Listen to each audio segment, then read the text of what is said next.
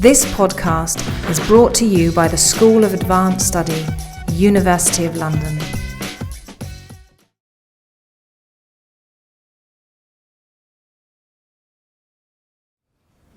Thank you.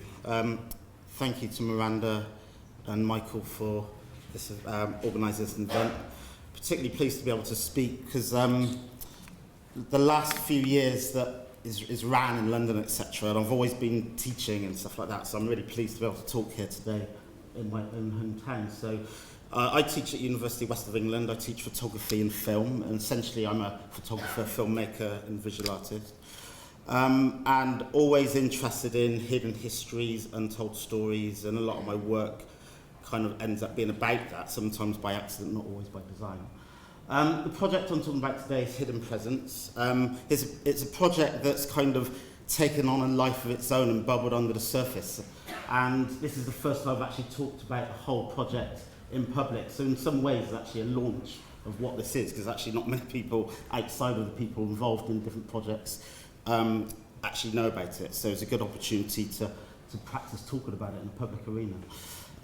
So 2009, we had Max Dresser, Andrew Hand from English Heritage ran the Slavery in the British Country House conference at LSE in London. And myself and Rob Mitchell spoke there about a particular project that we had run called Reinterpretation with National Trust, which looked at National Trust properties and their relationship with slave trade history. And at that conference, we heard Caroline Bressie talk about Sir Forbes Bonetta, who we heard Heather talk about earlier.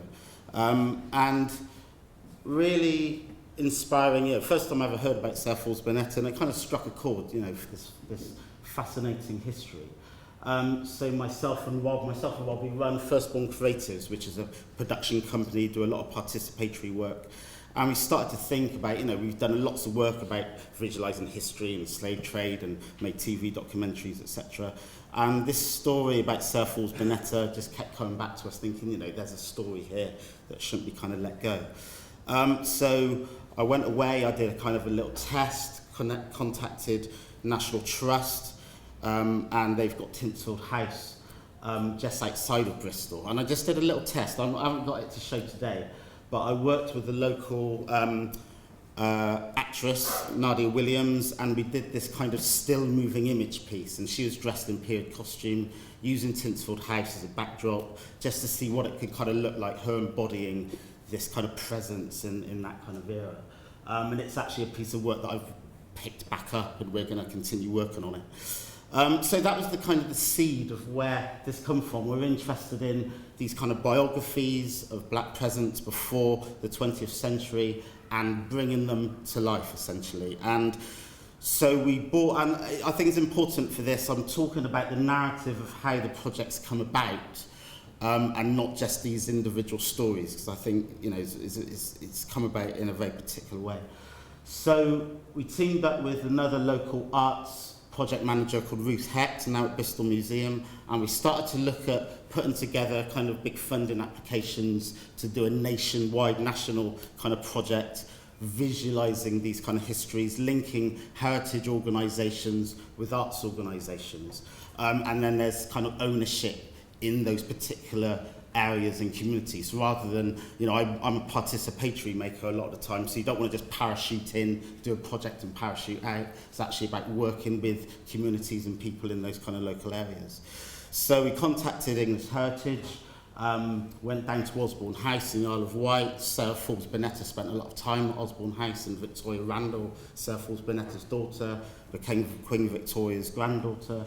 So, we started to build up a relationship and work with National Trust, English Heritage to form a letter project and that. And I have to say, from this little seed of doing this little sort of test in Tinsfield House with my friend Nadia, all of a sudden it turned to this huge idea on big sheets of paper to do this big, huge national kind of project. So we're thinking, okay, is this kind of realistic? So we had these big ideas. English Heritage in Isle of Wight. Nathaniel Wells is another fascinating story that we kind of heard about at the conference. Again, Caroline Bressie done some research into there. very quickly, Nathaniel Wells, if you don't know, he was enslaved in St. Kitts. He was the son of William Wells, who was the plantation owner, the slave master, and his mother was one named Juggy, who was enslaved in the house. When he was about 9 or 10, Nathaniel Wells was sent to Britain for education, and during that time his father, William Wells, died. And quite unusually, but it's not that unusual, there are some cases where Nathaniel Wells was actually named in his father's will, and he inherited the wealth, and he inherited the plantation that he was formerly enslaved on, and he also inherited, a huge amount of wealth. He became the first black sheriff in Britain, a magistrate. He's got a fascinating story. Lived in Chepstow, South Wales, buried in Bath. So again, it's one of these kind of very conflicting histories again as well. He didn't close down the plantation, so it's a very complex story. So we thought, okay, that's another rich area of exploration in terms of a narrative. So there we teamed up with Chepstow Museum, and Anne Rainsby at Chepstow, she's written about Nathaniel Wells and knows a lot about that history. And in Cardiff, also in South Wales, teamed up with Photo Gallery. So they were the arts organisation that were going to take that forward. Then we also heard about Leonora Casey Carr in East Titherton. So Leonora Casey Carr, I couldn't tell you a huge amount about her, but she's from Antigua. I can't remember that she's the exact circumstances that she came to Britain, but a gentleman by the name of Nigel Pockup, who actually lives in East Titherton, he's a researcher, and he was doing a project, a local history project, clearing a grave of a local Moravian church, and he just stumbled across this grave in the churchyard belonging to Leonora Casey Carr, and it talks about the details coming from Antigua, and then he was inspired to take that forward. So there we teamed up with Pound Arts Gallery in terms of a little collaboration there. So that was kind of how it started, and forming kind of these partnerships. Some of them worked out, some of them didn't, some of them took on life of its own. The first one that happened in the most significant way was the South Wales partnership. So Photo Gallery teamed up with, as I say, Chepstow Museum Photo Gallery. We applied for HLF funding, Arts Council Wealth funding, and we were successful. And it included a public engagement programme as well as an arts programme. So we employed an arts engagement worker who's Ava Sajovic, a Slovenian artist based in London, and Julian Germain, who's a photographer. And in the world of photography, he's quite a big name in photography. So it was a coup to get him on board.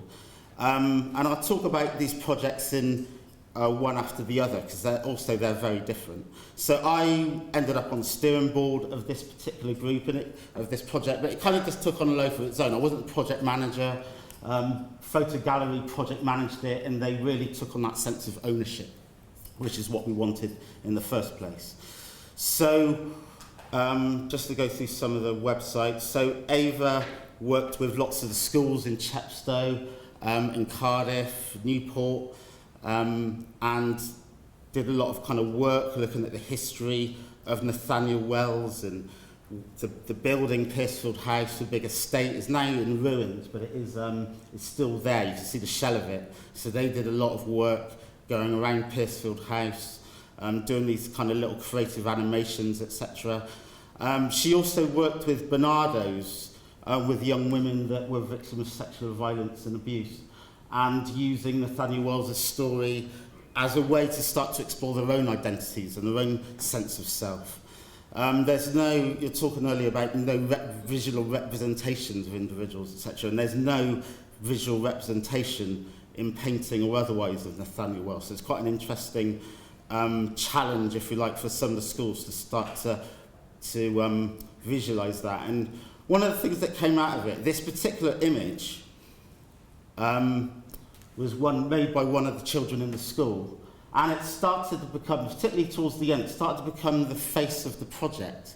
And so being on the steering committee, we saw the material, I was like, I was never sure about this particular image. For me, it reminded me of the anthropological, very crude kind of imagery. And I kind of started to explore it. So I'm not saying, well, no, I don't think so. But for me, I had to sort of, just look at this particular image, and particularly when there's a still, when the animation stops. For me, it becomes slightly problematic. So I kind of wrote this piece exploring that. So actually on the main website from the project, we have, is it that one? So yeah, there's a number of different websites to do with it. But we wrote these reflective essays, kind of, exploring some of the things that happen. So there's the image, and then, doing the research and sort of looking into other, African artists that actually were exploring similar kind of aesthetics in their work. And, one of the things that I kind of looked at was that actually when you look, there's European, there's different types of identities in that. And it was the children kind of saying, well, we don't know what he looks like, so he could be anybody, and it kind of relates to some of the things that you were talking about earlier. So I'll just show one of the little quick animations, if I can get off this page, from this project. This one's quite nice. So the work was exhibited in Diffusion Photo Festival, which is a large photo festival in Cardiff, biannual. So all the work that Ava did with the children and Bernardo's was exhibited in the old Customs House in Cardiff. It's a huge building, lots of kind of character, and this actually was the gateway coming into Wales, and particularly South Wales. You would have to go through Customs House to, to get access, etc. So it's got that significance of migration, etc. as well. So the work that the children did was presented there, and then also the work that Julian Germain made. So this is just Julian's blog. It's got some of the pictures on, when that loads up. So what he did is he operated as an artist in residence, essentially. This is the exhibition that we had in Cardiff. So this is Customs House around it. So you can see that's got a particular character as well. We just dim the light slightly, if that's all right, thanks. So Julian did this interesting kind of fusion between St. Kitts and Chepstow. You don't say that often in a sentence. So he's interested in how Chepstow, even back then, had this quite unique African presence, if you like, and this, migration movement, and he's interested in what does that look like today. So he did an exhibition where he deliberately didn't tell you what country you were looking at, essentially, and just brought the two things together, the two landscapes together, and to see. So here you've got like coal wash, Polish community. So, this kind of flux movement of people. So that's just a selection. It's a very broad exhibition. He went to schools, did these kind of school portrait projects, and that was really interesting. So for me, it's particularly interesting seeing a project that I kind of started, and I had an idea of how I would have done it, and then talking with Ruth, and then it took on a different life of its own, essentially. So essentially two, white artists working with white children on quote unquote, as we explored Black history, that was really interesting to observe and to negotiate. I'm a passionate believer, as we heard also earlier, that history is history, it's not segregated. So actually put any money where your mouth is sometimes. Actually said, okay, well, we'll put it in the hands of a white artist, working with white children, see what happens. And they definitely did it differently than I would have done it, but that doesn't mean it's wrong, but it had a different emphasis. And I think this is also highlighted in the next project that happened in Chippenham. So again, this was curious, because in the abstract, and Cleo just read it out, it says analysis of two projects. So originally, when I wrote the abstract for this conference, it was going to be South Wales and Bath. Chepstow wasn't part of the equation then. This is quite a recent website that we've put together, bringing across all of the projects. So back in 2009, again, myself and Ruth went to Chepstow. We met with Nigel Pocket, we met Pound Arts Centre, talking about Leonora Casey Carr and doing some project there. They were enthusiastic. And that's what happens with all different types of organisations. They had, people got made redundant, they lost their funding, various things, happened.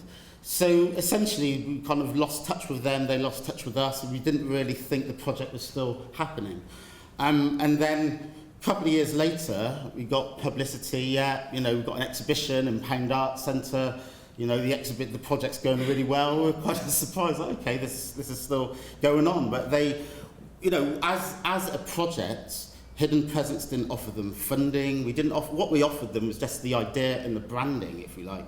And that's what really sparked their imagination. So for me, that was absolutely quite touching, to be honest, that even though it's a particular bit of history that's in their area, geographic area, what Hidden Presence and just having that conversation with them actually inspired them. They said they wanted to do it, and fair play to them, they actually went on and did it off their own back, and that was amazing. So they teamed up with a local photographer called Penny Ellis, and again, it's quite touching really what they did. So they, just trying to get to their website, they took it in a very different direction.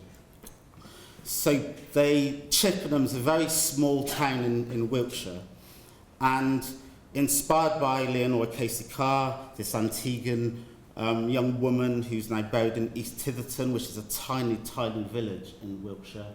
What they were inspired to do is work with local schools to look at the diversity in the local community and find out the narratives and the stories of different people that live from, coming from different types of the world in this area. So when you click on each of these, it comes up with different biographies. So in Chippenham, Israel, Turkey, Germany, Philippines, Greece, Jamaica, Ireland, USA, France, South Africa, India, Gambia, and Denmark. And this was working with primary school children on this. And again, it got kind of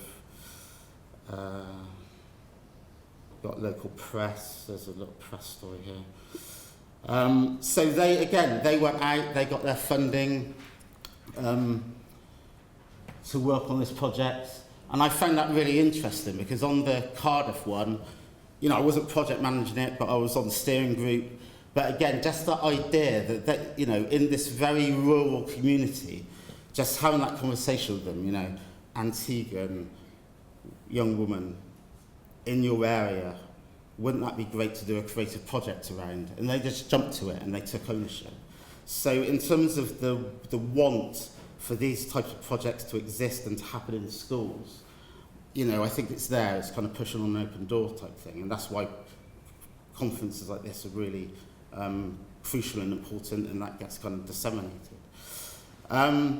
So a more recent project that happened, which is the one that I originally wrote in this as being the second one that I was going to talk about, is a project that I was personally involved in as a project manager or an artist in residence, if you like. But so in Bath, we've got a group called the Bath Black Family Support Group, and it works with young people, secondary school age.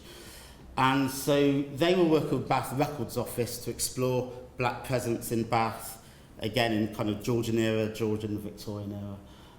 So they were doing that research, going into the archives, finding out those stories, and then they basically commissioned me to visualise their research and bring that to life. And that was HLF funded as well. So what I did as a filmmaker, went in and I just sort of placed some of this in the background. Actually, before I do that, so in terms of the narratives that we kind of explored in this particular project, and what, it's young people led, we weren't necessarily, they had a number of menu projects to choose from, and they chose to do a project about Black Peasants in Bath in that particular era, so it was led by them. So William and Ellen Craft spoke at a Quaker church in Bath. They found a clipping that they were inspired by, which is a black servant girl, and there was kind of a little kind of fragment of a funeral of this black servant girl. So Joey was inspired to make a project about that. Ignatius Sancho lived in Bath and had a shop on Charles Street, which I never knew about. I grew up in Bath and I never knew that. There were a black boy drowned in the local weir. That was in the news story. George Bridge Tower was a black and next to Germany. Where did Germany invade? Austria. Austria. It's like Geisha. Yeah, half Polish as well. So, and he was a violinist, a very accomplished violinist. 9 years old, he did 9 or 10 years old, he did a concert in the Assembly Rooms in Bath to high acclaim. He became a kind of protege colleague with Beethoven. They fell out over a woman. All this kind of stuff goes on. Again, Ignatius Sanchez, someone else did that. Thomas Prince, Daniel was interested in working with Thomas Prince. And it is pretty much only the name and the description of a blackamoor, but there was nothing else. So Daniel was just inspired to, just explore just the name and what's the possibilities behind the name when you know, that their kind of provenance, if you like. And then Italia did a project about this 13-year-old African boy that was sold, and she ended up working with Zoe and Hadavia, looking at the difference between how George Bridge Tower was treated as this, a talent, with getting lauded being a violinist, and then this 13-year-old boy who basically gets sold as a commodity. So made a film. I'll just play it in the background. I won't play the whole thing. Okay, that's fine. So I'll just wrap this up. I'll just play it in the background just so you get a bit of visual. So can you just turn this volume down, is that right? So underneath we've got the children's voices, talking about their story. They wrote scripts. The visuals was very much about the black peasants embedded in the landscape. So in a minute you'll start to see literally the black peasants embedded in the landscape in kind of discrete ways. And for me, it kind of raises questions, looking at these 3 different projects, about, what the role is of different creative black history projects. And this was kind of raised earlier by Edson and the conversation with, on that kind of first panel, is creative black history projects to tell the story of black peasants in a creative way, which this is probably doing. So it's actually working with the history and it's bringing it to life in a creative way. Or is it to use the history and then to explore more kind of contemporary themes and to just use the history as a launch point? And there's no right or wrong, because when you work with an artist, the artists are going to take it in whichever direction, and that's the point of hiring an artist, because you're interested in their kind of, their vision and the way they kind of work. So I think it raises interesting questions about identity, ownership, and if we feel, I would still say these narratives are kind of untold hidden narratives, but someone else might say, actually, well, it's in the public domain, they're not actually hidden anymore, so I'm not going to retell it, it's already been told, I'm going to take it in a new direction. So I think there's interesting tensions really to observe. So yeah, that's the end of my presentation really, but thank you.